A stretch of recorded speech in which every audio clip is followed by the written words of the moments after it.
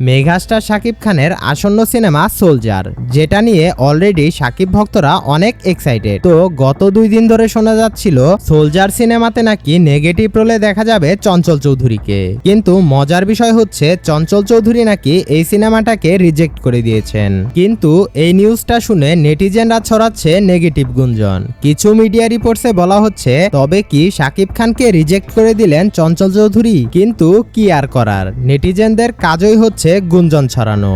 তো এখানে আসল বিষয়টা হচ্ছে চঞ্চল চৌধুরী অনেক ব্যস্ত সময় পার করছেন তার আসন্ন সিনেমা দম নিয়ে, যেখানে তাকে লিড রোলে দেখা যাবে।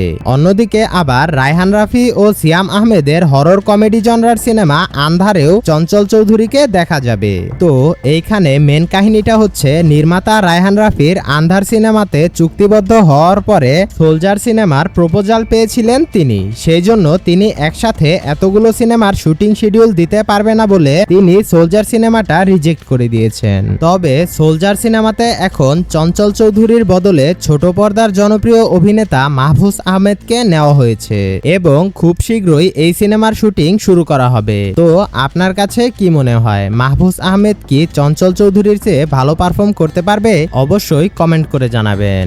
এরকম আরো ইন্টারেস্টিং সব মুভি রিলেটেড আপডেট পেতে আমাদের চ্যানেলটা সাবস্ক্রাইব করে আমাদের সাথেই থাকুন। সকলেই ভালো থাকবেন, সুস্থ থাকবেন। আল্লাহ হাফেজ।